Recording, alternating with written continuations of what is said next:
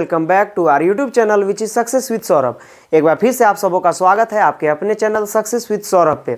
आज हम सीडीपी यानी चाइल्ड डेवलपमेंट एंड पेडागोजी, जिसको हिंदी में हम लोग कहते हैं बाल विकास एवं शिक्षण शास्त्र की क्लास को करेंगे। और लास्ट क्लास में मैंने स्टेजेज ऑफ डेवलपमेंट को फिनिश किया था। आज हम उससे आगे की कहानी को देखेंगे। तो चलिए बिना किसी देरी के आज के अपने टॉपिक पे चलते हैं। जैसा आप देख पा रहे होंगे यहाँ लिखा हुआ है, दो टर्म का यूज किया है मैंने, एक है नेचर और सेकेंड है नर्चर।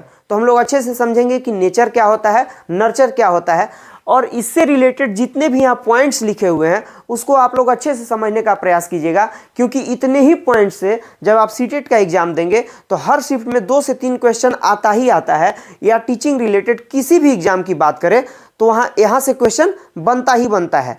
तो हम लोग अच्छे से समझने का इसको प्रयास करेंगे। तो चलिए सबसे पहले हम नेचर को समझते हैं कि नेचर क्या होता है, फिर नर्चर को समझेंगे कि नर्चर क्या है, और उससे आगे बढ़ते चलेंगे।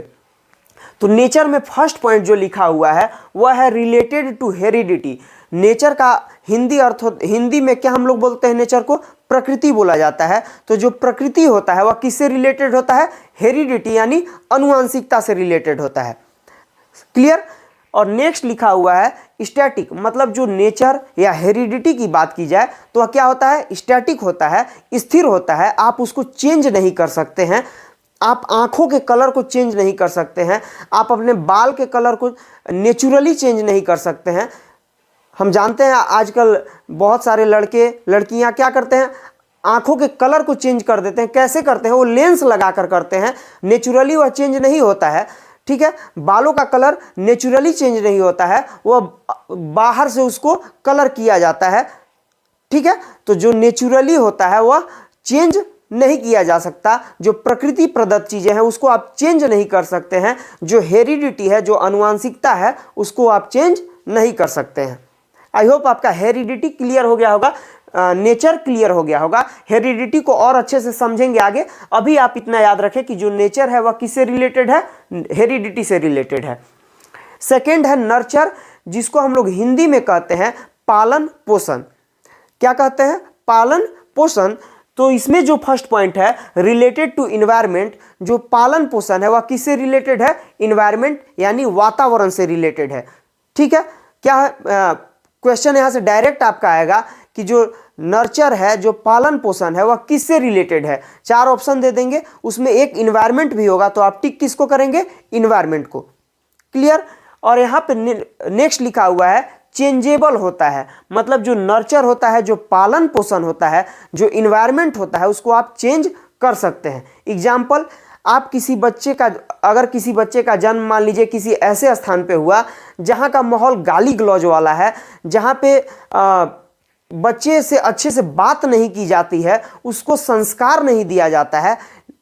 ठीक है, तो बच्चा जब डेवलप करेगा तो उसका भी नेचर उसी प्रकार का बनेगा, वह भी गाली गलौज ही सीखेगा, वह भी संस्कार विहीन ही होगा। लेकिन वहीं पे एक और जन्मा बच्चा को हम उस स्थान से हटाकर किसी अच्छे स्थान पे रख दिए, उसको अच्छा वातावरण दिए, उसका नर्चर, उसका पालन पोषण अच्छे ढंग से किए, उसमें हमने संस्कार को डेवलप किया, तो वह बच्चा आगे चलकर क्या होगा, संस्कारी ही बनेगा, वह बोलने चलने में अच्छा ही होगा, क्योंकि उसको हमने वातावरण ही वैसा दिया। तो क्या हुआ, एक ही स्थान पे जन्मे बच्चे को केवल वातावरण चेंज करके हमने क्या किया, उनके स्वभावों को चेंज कर दिया। तो क्या यहां से निकला कि जो नर्चर होता है, जो पालन पोषण होता है, जो इन्वायरमेंट होता है, वह क्या होता है, चेंजेबल होता है।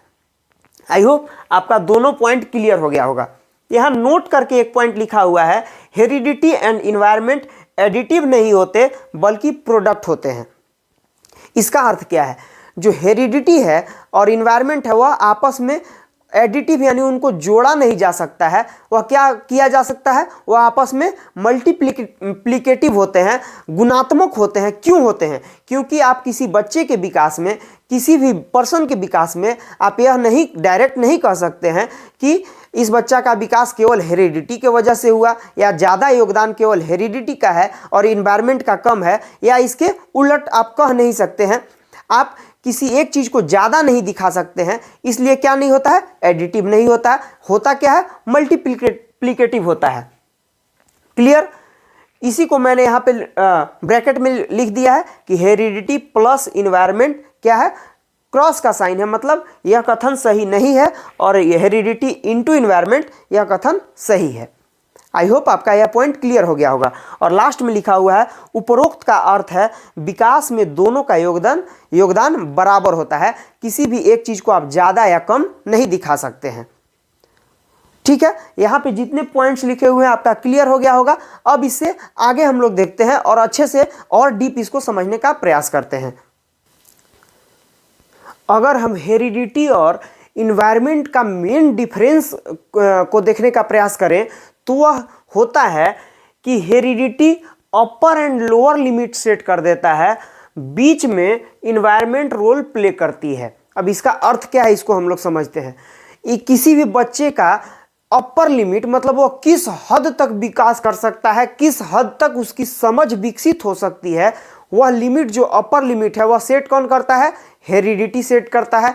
और लोअर लिमिट भी कौन सेट करता है, वह भी हेरिडिटी सेट करता है। मतलब लोअर लिमिट सेट कर दिया गया तो उससे नीचे वह नहीं जा सकता। यह अनुमान लगाया जा सकता है कि यह बच्चा इस लिमिट से ऊपर ही ग्रो करेगा, ऊपर ही डेवलप करेगा। क्लियर? तो इसको मैंने यहाँ पे समझाया भी है कि जो अपर लिमिट और लोअर लिमिट है वह कौन निर्धारित कर रहा है, हेरिडिटी। और बीच में जो रोल प्ले कर रहा है, बीच में उसका जो स्वभाव कैसा होगा, वह किस क्षेत्र में ज़्यादा विकास करेगा, वह कौन प्ले करता है, वह प्ले करता है इन्वायरमेंट यानी वातावरण। क्लियर? अब हम लोग समझते हैं हेरिडिटी होता क्या है। हेरिडिटी हम लोग अनुवांशिकता कहते किसको हैं, तो यहाँ मैंने लिखा है माता पिता या पूर्वजों से अनुवांशिक लक्षण बच्चे में आना।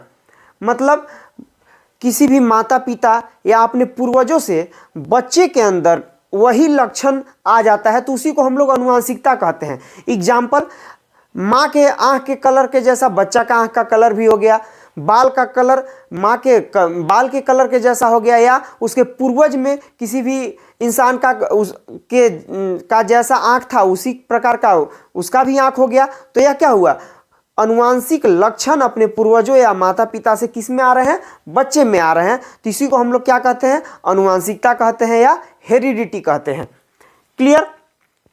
यहाँ नोट में करके एक पॉइंट लिखा हुआ है, बच्चा माँ पापा से डीएनए के कारण मिलता है। माँ पिताजी से किसके कारण मिलता है, डीएनए के कारण मिलता है, जिसका फुल फॉर्म होता है डीऑक्सीराइबोज न्यूक्लिक एसिड।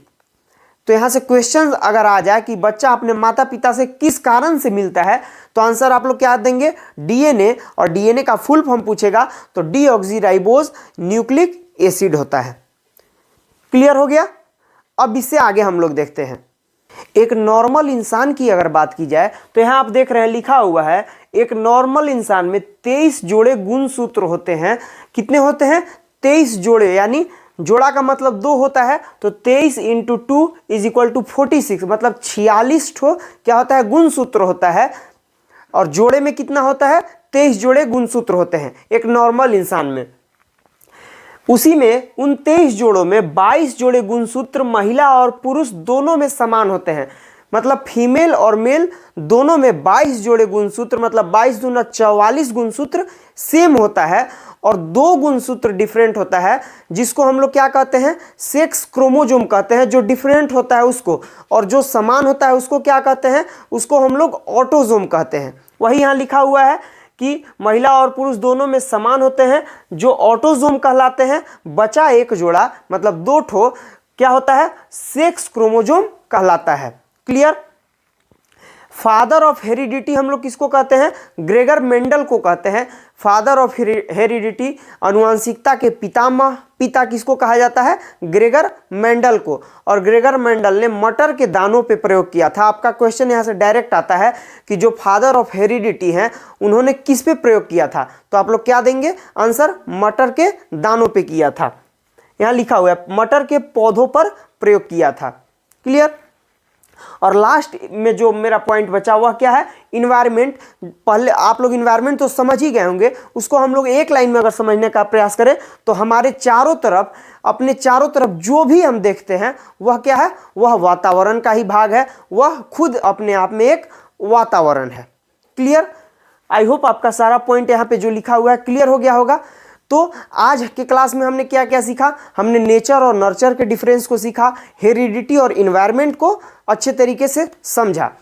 अगर आपको आज का सेशन अच्छा लगा होगा तो वीडियो लाइक कीजिएगा, शेयर कीजिएगा और सब्सक्राइब जरूर कीजिएगा। एक इम्पॉर्टेंट चीज़, कल होली है तो आप लोग अच्छे से दबा कर होली खेलिए। अभी बहुत सारे उपदेश देने वाले आएंगे कि ये चीज़ मत कीजिए, ये चीज़ मत कीजिए। साल में एक बार होली आता है, अच्छे से होली खेलिए, अच्छे से शांतिपूर्वक होली एंजॉय कीजिए। बस एक चीज़ का ध्यान रहे, किसी भी बेजुबान को आप तंग ना करें। लोग कुत्तों को रंग लगा देते हैं। अब साल भर गौ माता गौ माता माता माता कहते हैं, बट लास्ट में क्या करेंगे, होली के दिन उन पे रंग छिड़क देते हैं। तो इन सब चीज़ों से बचिए और आपस में अच्छे से दबा के होली खेलिए। तब तक के लिए बहुत बहुत धन्यवाद। जय हिंद।